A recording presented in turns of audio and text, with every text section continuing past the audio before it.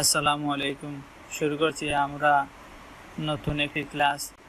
তো আমাদের এই ক্লাসে শিখব অনেক গুরুত্বপূর্ণ কিছু। তার পূর্বে আপনাদের সবাইকে আমি ধন্যবাদ জানাচ্ছি চ্যানেলটি সাবস্ক্রাইব করার জন্য এবং লাইক কমেন্ট করে পাশে থাকার জন্য এবং প্রতিদিনের প্র্যাকটিস ফাইল জমা দেওয়ার জন্য। গত পর্বে আমরা শিখছিলাম যে টাইটেল বার কি, প্রজেক্ট প্যানেল কি, টুল কি এবং ইনপুট প্যানেল কি। আজকের এই ভিডিওতে আমরা শিখব এই এডিট বার সম্পর্কে। আচ্ছা, আমরা এই যে জায়গা দেখতে পাচ্ছি এটিকে বলা হয় এডিট প্যানেল। এই যে প্যানেল এটিকে বলা হয় কম্পোজিশন প্যানেল। দেখতে পাচ্ছেন এই জায়গায় উপরে লেখা কম্পোজিশন। এই জায়গাটিকে বলা হয় টাইমলাইন এবং এই জায়গাটিকে বলা হয় অপশন বার।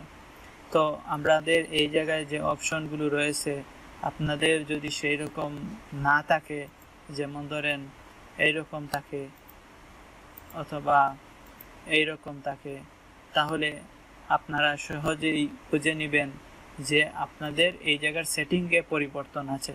তো আপনারা এই সেটিংয়ে গিয়ে ডিফল্টটি সিলেক্ট করে দিবেন, তাহলে আমার মতো হয়ে যাবে। যদি আপনারা আপনাদের নিজের ইচ্ছে মতো সেটিং করতে চান আপনাদের কাজের সুবিধার্থে, তাহলে আপনারা এই জায়গার অপশনগুলো কমাতে পারেন, বাড়াতে পারেন। এবার প্রশ্ন হচ্ছে কিভাবে কমাবেন, বাড়াবেন। সেই জন্য আপনারা উইন্ডোজে যাবেন। উইন্ডোজে গিয়ে দেখুন এই জায়গায় চেক মার্ক রয়েছে। আমরা যদি চেক মার্ক তুলে দেই, অ্যালাইনের চেক মার্ক তুলে দিলে অ্যালাইন চলে গেল। আমরা যদি এফএফএম প্রিসেটের বা ক্যারেক্টারের চেক মার্ক তুলে দেই, তাহলে চেক মার্কটিও চলে যাবে, ক্যারেক্টারটিও চলে যাবে। এইরকম আপনারা রিমুভ করতে পারেন। আপনাদের কাজ শেষ হয়ে গেলে আবার পুনরায় প্রথমে নিয়ে আসতে চাইলে উইন্ডোজে যাবেন, ওয়ার্ক স্পেসে গিয়ে আপনারা রিসেট দিয়ে দিবেন। আপনারা যদি আপনাদের ইচ্ছে মতো একটি প্যানেল সাজাতে চান, তাহলে এইরকম সাজিয়ে যদি সেভ করতে চান উইন্ডোজে যাবেন, ওয়ার্ক স্পেসে যাবেন, এরপর save as new work space. অবশ্যই খেয়াল রাখবেন save as new work space এটিতে দিবেন, সেভ চেঞ্জেস এটিতে দিবেন না। এটিতে দিলে আপনাদের ডিফল্ট হয়ে যাবে। এটি পরবর্তীতে আপনাদের যদি ডিফল্টে চলে যেতে চান, আফটার ইফেক্টটি পুনরায় আনইনস্টল করে ইনস্টল করতে হবে। আচ্ছা, এরপর যদি আপনারা কখনো এরকম থাকে, তাহলে আপনারা ডিফল্টে যাওয়ার জন্য এই অ্যারোতে ক্লিক করে ডিফল্টে চলে আসবেন। ডিফল্টে আসার পর দেখুন আমরা কিছু কাজ করার কারণে উলটপালট হয়ে গেছে সব কিছু। আমরা যদি এই সব কিছুকে সমাধান করতে চাই, উইন্ডোজে ওয়ার্ক স্পেসে গিয়ে রিসেট ডিফল্টে দিব, দেখুন সব ঠিক হয়ে গেছে। সুতরাং হতাশের কোনো কারণ নাই, প্রত্যেকটি সমস্যার একটি সমাধান রয়েছে। এই যে আমি অ্যারোতে ক্লিক করে যে প্যানেল পাবেন এটি বলেছি, এটি হচ্ছে যদি আপনার মনিটরের স্ক্রিন ছোট হয় তাহলে সেই ক্ষেত্রে এইরকম দেখাবে। যদি আপনার মনিটরের স্ক্রিন আরও বড় হয় তাহলে এইগুলা লিস্ট এই জায়গায় দেখাবে। তাহলে এতটুকু যদি বুঝে থাকি, তাহলে আমরা আমাদের কাজ শুরু করে দেই। আজকের অনেক গুরুত্বপূর্ণ কাজের মধ্যে একটি হচ্ছে আমরা একটি কম্পোজিশন প্রথমে তৈরি করব। কম্পোজিশন এই জায়গা থেকেও তৈরি করতে পারি, আবার নিউ কম্পোজিশন এই জায়গা থেকেও তৈরি করতে পারি। দেখুন উভয় জায়গা থেকে সেম পপ আপ বক্স আসছে। আসার পর আমরা এই জায়গা থেকে এই HDTV 29 ফ্রেমের এটিও সিলেক্ট করতে পারি, 25-এর এটিও সিলেক্ট করতে পারি। আমি 29টি সিলেক্ট করে এরপর ডিউরেশন 10 সেকেন্ড রেখে আমি ওকে দিলাম। ওকে দেওয়ার পূর্বে দেখুন এই জায়গায় কম্পোজিশনের এই জায়গায় কালার পরিবর্তন করার অপশন আছে। এটি হচ্ছে শুধুমাত্র কাজের ক্ষেত্রে দেখাবে, কিন্তু যখন আপনি ভিডিওটি রেন্ডার করে নেবেন তখন যদি আপনি যেমন ধরেন ব্যাকগ্রাউন্ড সাদা রেখে ওকে করে দিলেন, দেখুন এই জায়গায় সাদা দেখাচ্ছে। আমাদের কাজ করতে গেলেও কাজ করে ফেলবো, কিন্তু রেন্ডার হয়ে গেলে এই জায়গায় আর সাদা ব্যাকগ্রাউন্ড থাকবে না, এটি কালো দেখাবে। তো এই জায়গায় রেন্ডারের পর সাদা কীরকম হবে সেটিও আমরা শিখব। ধারাবাহিকভাবে ক্লাস করতে থাকুন, সাথে থাকুন। আচ্ছা, এবার আমরা চাচ্ছি কম্পোজিশনটি আপাতত ব্ল্যাক রাখতে। এরপর ওকে, এরপর ওকে। ব্ল্যাক রাখা হয়ে গেলে এবার আমরা এই টুল থেকে টেক্সট একটি নিব। এই জায়গায় ক্লিক করলে দেখুন লেখার অপশন চলে আসছে। যদি আমরা এটিকে ডিলিট করতে চাই, এডিট প্যানেলে গিয়ে লেয়ারটি সিলেক্ট করে কিবোর্ড থেকে ডিলিট দিয়ে দিব, ডিলিট হয়ে গেছে।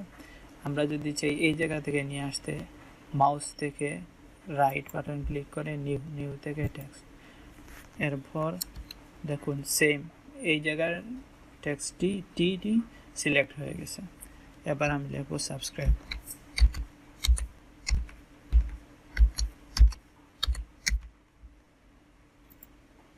লেখা হয়ে গেলে দেখুন আমাদের অ্যাঙ্কর পয়েন্টটি নিচে আছে। মধ্যখানে যদি নিয়ে আসতে চাই তাহলে কন্ট্রোল ধরে এই অ্যাঙ্কর পয়েন্টটি ডাবল ক্লিক করব, আমাদের অ্যাঙ্কর পয়েন্টটি মধ্যখানে চলে আসছে। যদি এটি ধরেন মধ্যখানে না থাকে, এইরকম কোনো পাশে, আর আমরা যদি চাই এটিকে মধ্যখানে নিয়ে আসতে, তাহলে অ্যালাইনে যাব, অ্যালাইন থেকে কম্পোজিশন সিলেক্ট করে এটিকে প্রথমে স্ক্রিনের মধ্যখানে নিয়ে আসলাম, এরপর এটিতে ক্লিক করার পর দেখুন মধ্যখানে চলে আসছে। এরপর হচ্ছে প্রত্যেকটি লেয়ারের এই জায়গায় দেখবেন একটি অ্যারো আছে, অ্যারোতে ক্লিক করলে দেখুন ট্রান্সফর্ম। আজকে আমরা আলোচনা করব ট্রান্সফর্ম নিয়ে। তো ট্রান্সফর্মের এই জায়গায় যে অপশনগুলো রয়েছে এগুলা হচ্ছে বহুল ব্যবহৃত, এগুলা সব সময় ব্যবহার হয়ে থাকে, সেই জন্য এগুলা মনোযোগ সহকারে দেখুন। এই অ্যাঙ্কর পয়েন্টের কাজ কি? অ্যাঙ্কর পয়েন্টের কাজ হচ্ছে যাকে কেন্দ্র করে অবজেক্টটি ঘুরতে থাকে অথবা অ্যানিমেশন নাড়াচাড়া করে। তো দেখুন আমরা অ্যাঙ্কর পয়েন্টটির ডান দিকে দেওয়ার পর এই জায়গাকে কেন্দ্র করে সেটি বাইরে চলে গেছে। আবার যদি বাম দিকে দিই, এইটিকে কেন্দ্র করে বাইরে চলে গেছে। আরও বুঝতে সুবিধা হবে, আসুন আমরা অ্যাঙ্কর পয়েন্ট এই জায়গায় রেখে অবজেক্টটি একটু সরিয়ে দিয়ে এবার যদি আমরা রোটেশনটি অ্যানিমেশন করি, স্টপ ওয়াচে ক্লিক করব, 2 সেকেন্ডে যাব, আরেকটি কি ফ্রেম নিব, এরপর এই কি ফ্রেমে আমরা একবার প্রদক্ষিণ করার জন্য বলবো। 360 ডিগ্রিতে একবার প্রদক্ষিণ হয়, এই পুরোটি হচ্ছে 360 ডিগ্রি একবার প্রদক্ষিণ করার জন্য। দেখুন এটি কাকে কেন্দ্র করে ঘুরছে? এই অ্যাঙ্কর পয়েন্টকে কেন্দ্র করে ঘুরছে।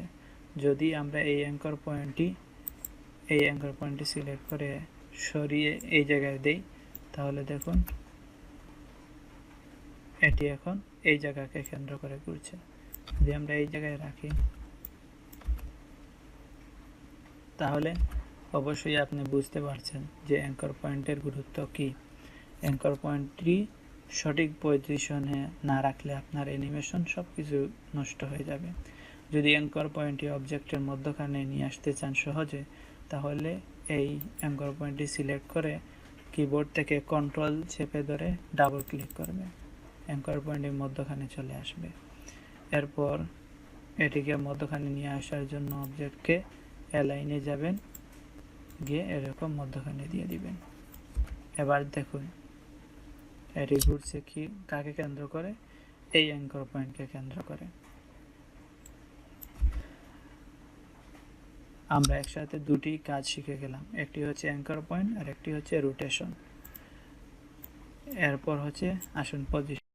আমরা প্রথমে একটি কি ফ্রেম নিলাম, স্টপ ওয়াচে ক্লিক করে 2 সেকেন্ডে গিয়ে আরেকটি কি ফ্রেম নিলাম। এবার আমরা চাচ্ছি এটি প্রথমে থাকুক এই জায়গায়, 2 সেকেন্ডে আসবে এই জায়গায়। কন্ট্রোল জেড দিয়ে পূর্বের জায়গায় চলে গেলাম, কি ফ্রেম উঠিয়ে দিলাম। এবার স্টপ ওয়াচে ক্লিক করে একটি কি ফ্রেম নিলাম। দেখুন এই জায়গায় কোনো নাড়াচাড়া না করার কারণে এই জায়গায় কোনো ভ্যালু পরিবর্তন করি নাই আমরা। 2 সেকেন্ডে গিয়ে আরেকটি কি ফ্রেম নিলাম। এবার শুরুতে চলে আসবো। দেখুন এক কি ফ্রেম থেকে আরেক কি ফ্রেমে যাওয়ার জন্য এই জায়গায় একটি অপশন রয়েছে, ডানে ক্লিক করলে ডানে, বামে ক্লিক করলে বামে, কি ফ্রেমে সরাসরি নিয়ে যাবে। তো আমরা প্রথম কি ফ্রেমে গিয়ে আমরা এটি চাচ্ছি বাইরে নিতে। যদি আমরা ফ্রি হ্যান্ড এইরকম সিলেকশন এই সিলেকশন টুল দিয়ে আমরা নিতে চাই, তাহলে অনেক সময় দেখুন সমান যাচ্ছে না। অনেক ক্ষেত্রে আপনাদের এরকম বাঁকা হয়ে যেতে পারে। যদি সমান নিতে চান, কিবোর্ড থেকে শিফট চেপে ধরে আপনারা এইরকম দিবেন। বলবেন আপনি শিফট ধরলেন, এটি এরকম হচ্ছে কেন? আমি কন্ট্রোল জেড দিয়ে এবার আমি শিফটে ধরে দিই, দেখুন চলে গেছে সমান। এবার বাইরে থেকে ভিতরে আসলো, অর্থাৎ আমাদের এই কিফ্রেমের সময় অবজেক্টের অবস্থান থাকবে স্ক্রিনের বাহিরে বাম দিকে, আর যখন আমরা 2 সেকেন্ডে আসবো তখন অবজেক্টের অবস্থান থাকবে মধ্যখানে। আশা করি বুঝতে পারছেন। চলে আসুন আমরা স্কেল দেখি। আমরা স্কেলে গিয়ে একটি কি ফ্রেম দিব, স্টপাজে ক্লিক করে একটি কি ফ্রেম দিব 0, 1 সেকেন্ডে গিয়ে দিব একটি কি ফ্রেম। তো প্রথম যে কি ফ্রেম আছে এই জায়গায় ভ্যালু দিব 0। যদি 0 দেই তাহলে দেখুন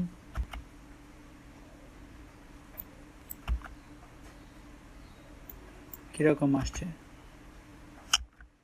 যদি আমরা একটি আসার পর একটি পপ আপ হোক, অথবা এটিকে যদি আরো দ্রুত নিয়ে আসতে চাই, তাহলে দেখুন যদি 2 কি ফ্রেম সিলেক্ট থাকে আর আমরা এরকম নেই, তাহলে উভয়টি নাড়াচাড়া হয়ে যাবে। তাহলে আমরা একটিকে সিলেক্ট করে মধ্যখানে নিয়ে আসব। অবশ্যই আমরা অ্যানিমেশনের সময় খেয়াল রাখব, যদি আমরা অর্ধেক সেকেন্ড দেই প্রথম অ্যানিমেশনে যে কোনো একটি অবজেক্টের, তাহলে প্রত্যেকটি অবজেক্টের অ্যানিমেশনের সময় প্রফেশনালি কাজ করতে গেলে অর্ধেক সেকেন্ড দিয়েই কাজ করবেন। আর যদি প্রথমেটি আপনাদের 1 সেকেন্ডের হয়, তাহলে প্রত্যেকটি অবজেক্টের অ্যানিমেশন 1 সেকেন্ড করে রাখবেন। বিস্তারিত বুঝতে গেলে সাথে থাকুন, পরবর্তী প্রজেক্টগুলোতে আমরা শিখব ধারাবাহিকভাবে। তো অর্ধেক সেকেন্ডে প্রথমে থাকবে 0, অর্ধেক সেকেন্ডে এই জায়গায় আসার পর আমরা যাচ্ছি একটি পপ আপ হতে, এই জায়গায় এসে 110, এরপরে এই জায়গায় হবে আবার 100। তাহলে দেখুন আমরা ভ্যালু পরিবর্তন করার কারণে একবার কিফ্রেম নেওয়া হয়ে গেলে পরবর্তীতে আপনি এই টাইম ইন্ডিকেটর যেন নিয়ে আপনি কোনো ভ্যালু পরিবর্তন করবেন, সেই জায়গায় অটোমেটিক একটা কিফ্রেম চলে আসবে। এবার দেখুন আসলো, আসার পর একটি পপ আপ হয়ে আবার জায়গায় চলে গেল। যদি এটিকে আপনি স্ক্রিনের এই জায়গায় না রেখে আপনি যদি এই জায়গায় রাখতে চান, তাহলে দেখুন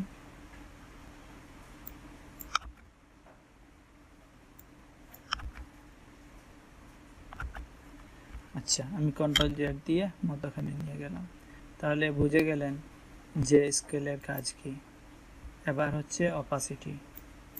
আমরা একটি স্টপওয়াচ ক্লিক করে কি ফ্রেম নিলাম 0-তে, 1 সেকেন্ডে গিয়ে আরেকটি এই জায়গায় ক্লিক করে কি ফ্রেম নিলাম, শুরুতে আসবো 0, পরে কি ফ্রেমে 100 থাকবে। এবার দেখুন আসলো। এবার যদি আমরা একটু পরের ফ্রেমে যাই, এই যে সেকেন্ড, এগুলো সেকেন্ডের হিসাব হয়। দেখুন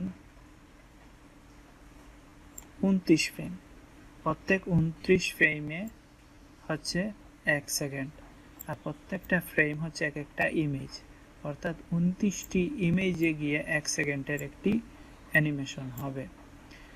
তো এই 29টি কীভাবে হলো, আমরা এই জায়গায় যে ফ্রেম দিব এই ফ্রেম রেট অনুযায়ী যদি আমরা এই জায়গায় 25 দিই, তাহলে প্রত্যেক 25 ফ্রেমে গিয়ে 1 সেকেন্ড হবে।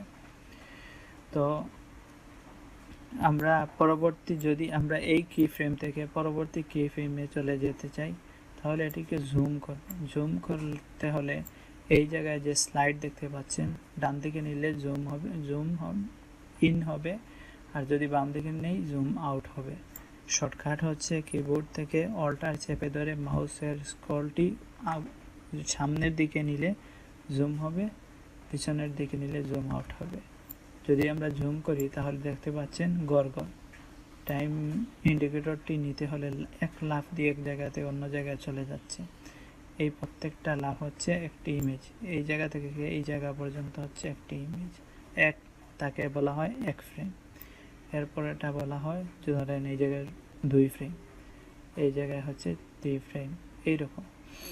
তো আমরা এর 2 ফ্রেম পরে এই জায়গায় গিয়ে এর অবস্থান হবে 0, আর 2 ফ্রেম এই জায়গায় গিয়ে এর অবস্থান হবে 100।